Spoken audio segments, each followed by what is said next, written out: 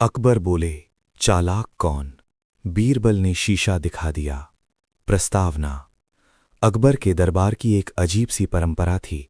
समय समय पर जहांपनाह स्वयं प्रश्न रखते और दरबार के बुद्धिमानों, विद्वानों और चतुर दरबारियों से समाधान मांगते। एक बार अकबर ने बड़ी उत्सुकता में पूछा, बताओ, चालाक कौन है? दरबार में एक हल्की सी हलचल हुई। किसी ने अपनी बुद्धि, किसी ने चालाकी की परिभाषा गढ़ी। पर बीरबल ने एक अलग रास्ता चुना। उन्होंने कहा कि चालाकी को बाहर नहीं देखा जाता, उसे भीतर देखा जाता है। और दिखाने के लिए उन्होंने एक शीशा दिखा दिया। यहाँ प्रस्तुत कहानी उसी शीशे के इर्द गिर्द बनती है। कैसे बीरबल ने चालाकी का वृहद अर्थ समझाया, कैसे अलग अलग पात्र अपनी चालाकी के नाम पर कैसे कैसे फैसले लेते हैं, और अंत में कैसे वास्तविक चालाकी जो समाज को जोड़ती है शीशे में नजर आती है। अध्याय 1, सवाल और शोर। एक ठंडी सुबह थी। हवा में हल्की नमी और बाजारों में हलचल थी। अकबर अपने सिंहासन पर बैठे हुए थे और दरबार में हर चेहरा उत्सुकता से चमक रहा था। उन्होंने अचानक कहा, बताओ मेरे वफादारों, चालाक कौन है? कुछ ने कहा, जो सवालों का जवाब तुरंत दे सके। कुछ ने कहा, जो छल करने में माहिर हो। एक प्रांजल युवा दरबारी बोला, जो व्यापार में नुकसान को जीत में बदल दे, वही चालाक है। बीरबल ने सुनकर हल्की मुस्कान दी और उठकर कहा, जहांपनाह, मैं एक प्रयोग करना चाहता हूं। आज की तारीख को मैं एक शीशा लेकर आऊंगा, जिसने जो भी खुद को चालाक समझता है वो शीशे में देखे और बताए कि उसने अपनी चालाकी किस काम में लगाई। अकबर ने हंसकर कहा, ठीक है बीरबल, शीशा लेकर आओ, पर अगर शीशा किसी को डलाए तो ध्यान रखना। दरबार में हल्की सी हंसी छूटी, पर सभी की जिज्ञासा बढ़ गई। अध्याय 2, शीशे की तैयारी। बीरबल ने राजमहल के सबसे बड़े कारीगर को बुलाया और उससे एक बड़ा चौखट्टा शीशा बनवाने को कहा। शीशा साधारण न था। उसने उसके चारों किनारों पर बीरबल ने छोटे छोटे प्रतीक उकेर दिए, सच्चाई, धैर्य, साहस और दया।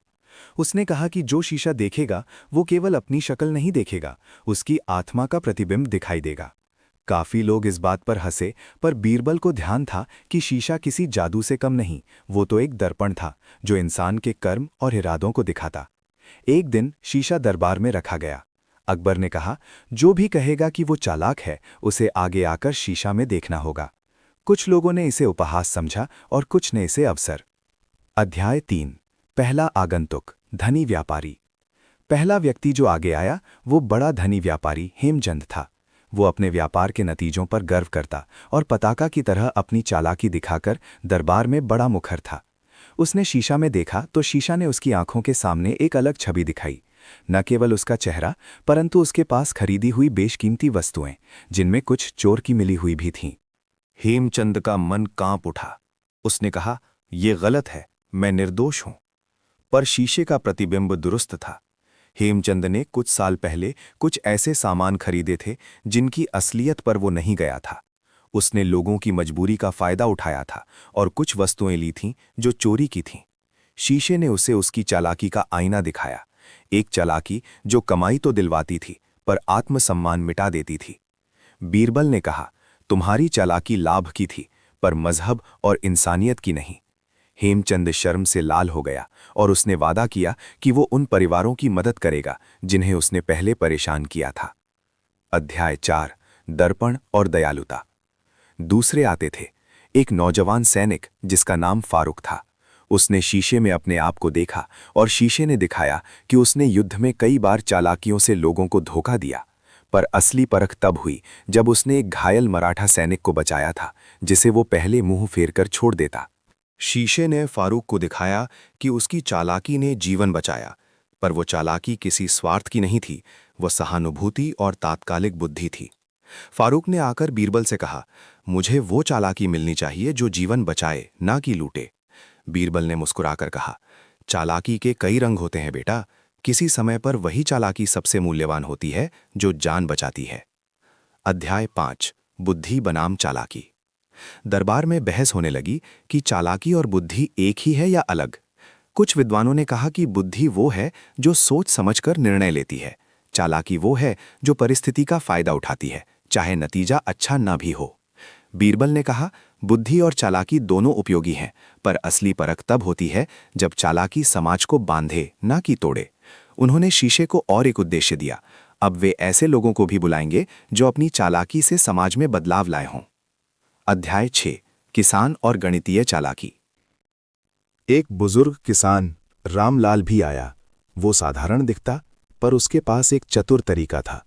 उसने मिट्टी के टुकड़ों और पानी के चलन का अध्ययन करके अपने खेत की पैदावार बढ़ाई थी। शीशा ने उसे दिखाया कि उसकी चालाकी कितनी उपयोगी थी।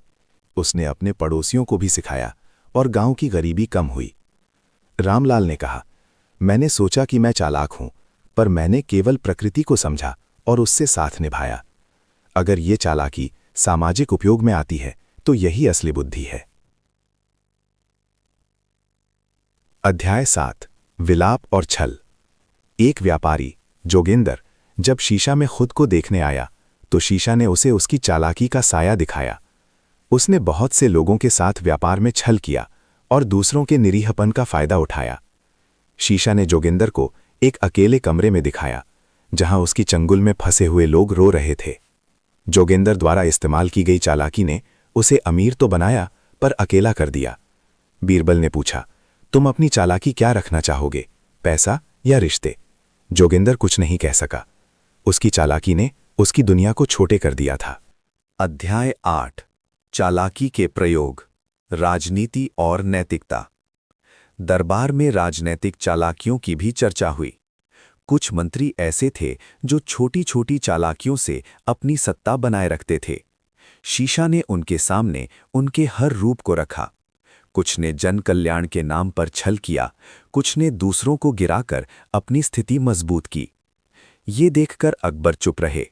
बीरबल ने कहा, राजनीति में चालाकी की जगह बनती है, पर वो चालाकी जो जनहित में प्रयोग हो, न कि स्वार्थ में। अकबर ने सोचा कि उन्हें अपने मंत्रीगणों की निगरानी करनी होगी। एक दिन शीशा में एक छोटा बच्चा मुन्ना भी लाया गया। मुन्ना की आंखों में शरारत थी और उसने कहा कि वो चालाकी से सरप्राइज देना चाहता है। जब मुन्ना ने शीशा में देखा तो उसने खुद को ऐसे दिखा जो अपनी छोटी छोटी चालों से बड़ों की मदद कर रहा था, जैसे किसी बूढ़े को बाजार में वो छूट दिलाना या किसी भूखे कुत्ते को खाना देना। मुन्ना ने सीखा कि चालाकी का मतलब सिर्फ दूसरों को चकमा देना नहीं, बल्कि कभी-कभी छोटे छोटे अच्छे कामों के लिए भी चतुरता चाहिए। अध्याय 10, शीशा और आत्म प्रतिबिंब। धीरे धीरे दरबार में ये धारणा फैलने लगी कि शीशा किसी जादुई वस्तु से कम नहीं, पर बीरबल ने समझाया कि असल में शीशा केवल उन्हें दिखा रहा है जो वे अंदर से हैं। उन्होंने कहा, जुबान से कहा गया बड़ा बड़ा शब्द शीशा नहीं दिखाता, वो हमारी आदतें, कर्म और इरादों को दिखाता है। एक दिन अकबर ने खुद शीशा में देखा। शीशा ने उसे एक तटस्थ राजा नहीं, बल्कि एक ऐसा शासक दिखाया जो अपनी सुघड़ता से न्याय कर रहा था और अपने दरबारियों की चालाकियों को सही और गलत में परख रहा था। अकबर ने मुस्कुराकर बीरबल से कहा, तुमने मुझे वो राजा दिखाया जिसे मैं बनना चाहता हूं। अध्याय 11, चालाकी का परीक्षण। बीरबल ने एक नया खेल शुरू किया, चालाकी की परीक्षा। इसमें लोगों को चुनिंदा परिस्थितियां दी गईं, कभी व्यापारी मार्केट की समस्या, कभी प्राकृतिक आपदा में बचाव, और उन्हें बताया गया कि उन्हें किस तरह की चालाकी अपनानी चाहिए। इसका उद्देश्य ये दिखाना था कि चालाकी का सही उपयोग किस प्रकार समाज के लिए लाभकारी हो सकता है। प्रथम चुनौती में एक नदी का बांध टूट गया और गांव में बाढ़ आ गई।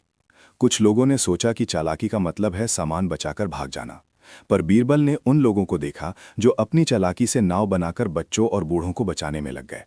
उनकी चालाकी जीवन की चतुराई निकली, ना कि स्वार्थ की।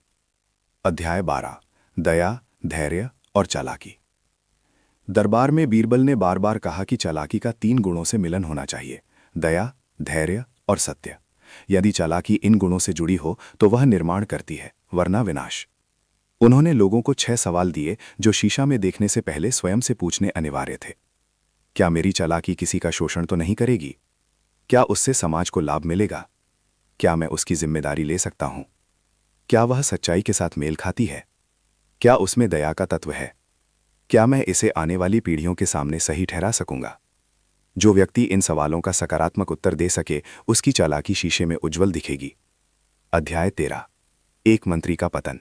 दरबार में एक मंत्री निशांत था जो सत्ता में टिकने के लिए छोटी छोटी चालाकियां करता। शीशा ने उसे दिखाया कि उसकी चालाकी किस तरह उससे अलगाव पैदा कर रही थी। उसकी नीति से किसान परेशान होते और गुप्त लेनदेन उसे ऊपर बनाए रखते। निशांत ने शीशा देखकर घबराकर सच्चाई स्वीकार की और कहा कि उसने सत्ता के लिए कितने लोगों को धोखा दिया। अकबर ने फैसला लिया कि निशांत को मंत्री पद से हटाया जाएगा, पर साथ में उसे 4 महीने के लिए गांवों में भेजकर जनता की सेवा करनी पड़ेगी। निशांत ने ये शिक्षा स्वीकार की और धीरे धीरे लोगों की सेवा करके उसने अपनी छवि सुधार ली। अध्याय 14। प्रेम और चालाकी। एक प्रेम कहानी भी इस दर्पण के इर्द गिर्द आई। एक दरबारी की बेटी मीरा और एक कवि रघु के बीच। रघु ने मीरा का दिल जीतने के लिए कई चालाकियां की। स्वर्ण मनोरम कविताएं, नकली उपहार और दिखावटी अमीरी। शीशे ने रघु को दिखाया कि उसकी चालाकी ने मीरा का विश्वास बिखेरा। रघु ने पछताया और असली प्रेम दिखाने के लिए मेहनत की। उसने अपनी कविताओं में सच्चाई लाई और मीरा की सहायता की जब उसके परिवार को मुश्किलें आईं। उसकी चालाकी अब प्रेम की सेवा में लग गई। अध्याय 15। अंतिम परीक्षा। शीशा खुद कैसे देखता है। कहानी के अंत में बीरबल ने शीशा को हटाकर सबको एक बड़ा प्रश्न दिया। क्या शीशा को स्वयं देखना हो, वो क्या दिखाएगा? ये प्रश्न सबको सोचने पर मजबूर कर गया। क्या शीशा समाज का प्रतिबिंब दिखाएगा? क्या वो राजा की चालाकी दिखाएगा? अकबर ने कहा कि शीशा एक समाज का प्रतिबिंब है। यदि समाज में संवेदना, सत्य और मिलजुल कर काम करने का भाव है तो शीशा भी उसे दर्शाएगा। बीरबल ने जोड़ा, और जब कोई व्यक्ति शीशा में अपनी आत्मा देखता है तो उसके पास मौका होता है बदलने का। समापन। असली चालाकी।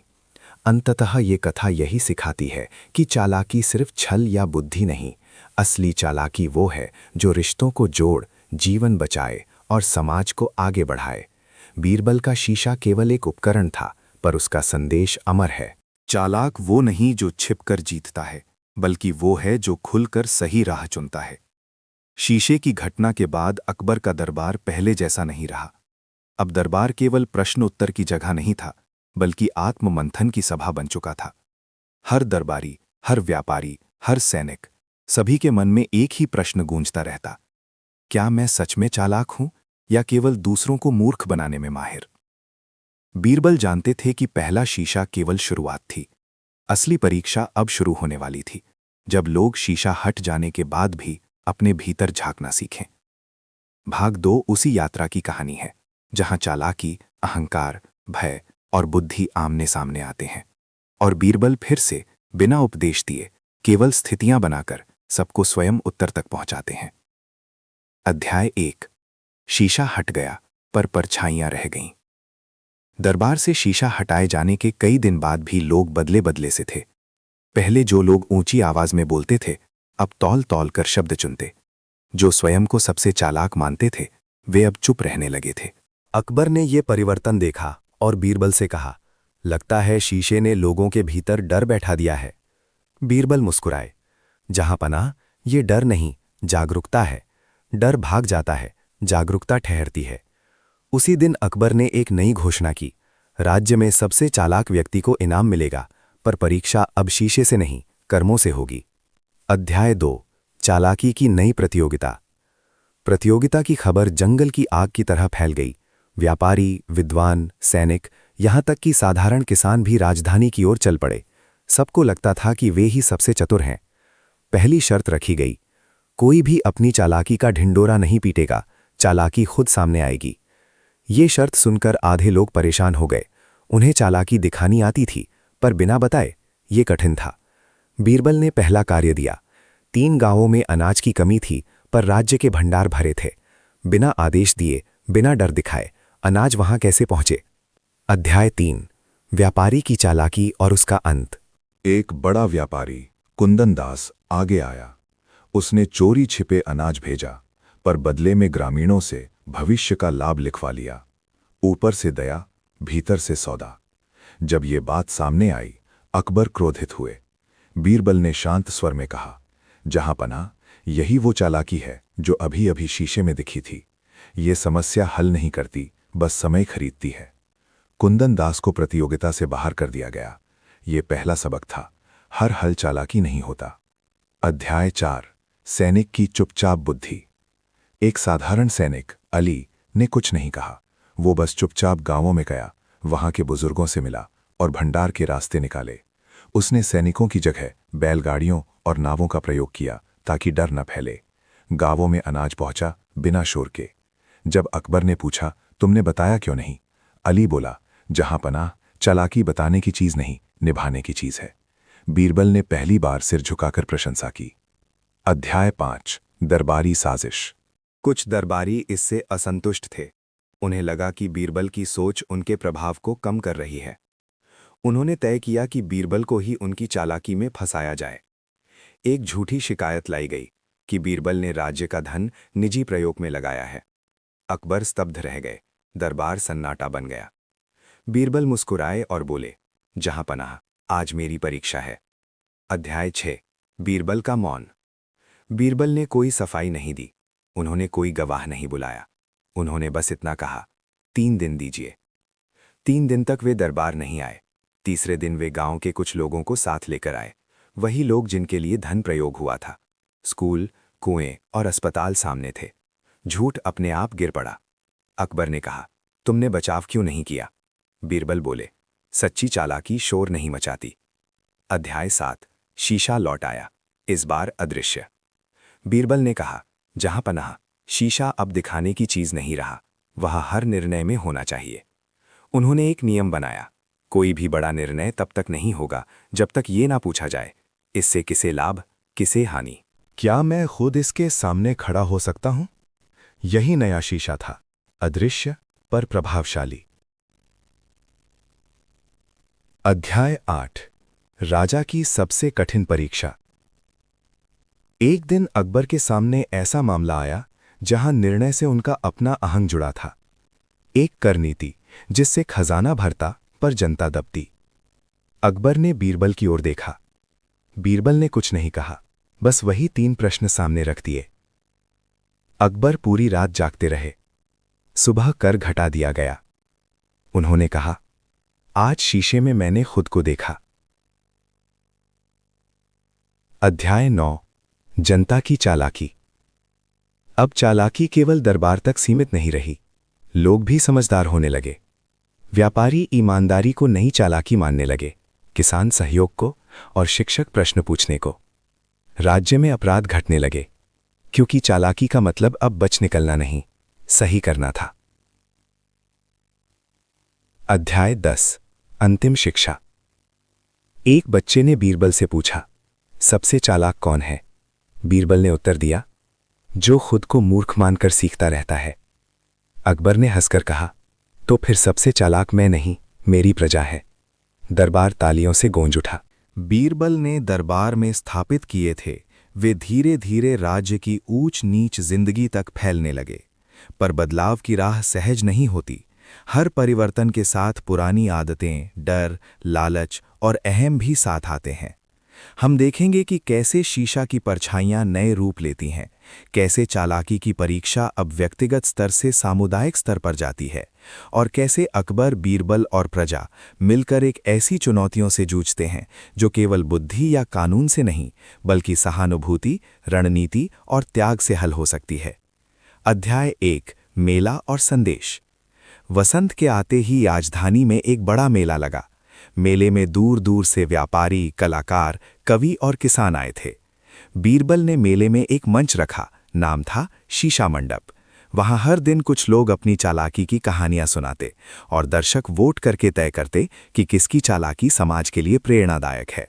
मांग उठी कि चालाकी अब केवल दरबार की वस्तु नहीं रही, वो आम जनता की भी परीक्षा बन गई। बच्चों ने कविताएं सुनाई। एक कुम्हार ने बताया कि कैसे उसने सूखे में पानी बचाने का नया तरीका बनाया। एक शिक्षक ने बताया कि कैसे उसने बच्चों को खेल खेल में गणित सिखाया और स्कूल के पास के अनाथालय में किताबें बांटीं। ये देखकर बीरबल की आंखों में संतोष चमक उठा। पर वहीं कुछ लोग जो अपनी पुरानी चालाकियों से संपन्न थे, वे नाराज थे। उनका प्रभाव कम होने लगा था। अध्याय 2, पुराने खेल की वापसी। उनमें से एक नामी गिरामी व्यक्ति शत्रुजीत था, जिसके पास पुराने दरबारियों का एक बड़ा नेटवर्क था। उसने सोचा कि अब समय है पुरानी चालाकियों को फिर से स्थापित करने का। उसने धीरे धीरे कुछ छोटी छोटी योजनाएं कराईं, फसलों के दामों में हेराफेरी, नकली दान और कुछ स्कूलों के लिए अनुदान का गलत इस्तेमाल। शत्रुजीत की चालाकी सूक्ष्म और चालबाजी भरी थी। वो नए नियमों के तहत वैध दिखती थी। यही बात बीरबल और अकबर के लिए चिंता का विषय बनी, क्योंकि सार्वजनिक चालाकियों का सामना आसान नहीं था। वे कानून के बंधन के बीच छिपी होती थीं। बीरबल ने कहा, हमें खेल के नियम समझने होंगे और फिर उसे उलटकर प्रयोग करना होगा। अध्याय 3 किसान आश्रय योजना। एक गांव में सूखे की स्थिति बनी हुई थी। अकबर ने एक योजना चलाई, किसान आश्रय योजना, जिसमें राज्य अनाज और बीज देगा यदि किसान सहकारिता से काम करेंगे। शत्रुजीत ने इस योजना में सेंध लगाई। उसने कुछ सहकारी समितियां बनवाईं जो केवल दफ्तरी झूठ और कागज पत्तर पर चलती थीं। असल में अनाज का एक हिस्सा कहीं और भेज दिया गया। किसानों ने जब बोरियां नहीं पाईं तो वे परेशान हुए। कुछ गांव में असंतोष बढ़ा। बीरबल को समझना था कि ये समस्या केवल दंड से हल नहीं होगी। उन्होंने स्थानीय लोगों से मिलकर वास्तविक सहकारी समितियां बनाईं, पारदर्शिता के नियम लगाए और गांव में खुले लेखा का पैनल बनाया, जहां हर भुगतान और वितरण का लेखा दिखाई जाता। यहाँ बीरबल ने एक नई चाल चली। उन्होंने ग्राम सभा में एक सत्य घर बनाया, जहां हर व्यक्ति गवाही दे सकता था, पर गवाही देने से पहले गवाह को छोटी सी रकम दी जाती थी, जिसे वो अपनी पसंद के सामुदायिक काम पर खर्च कर सकता था।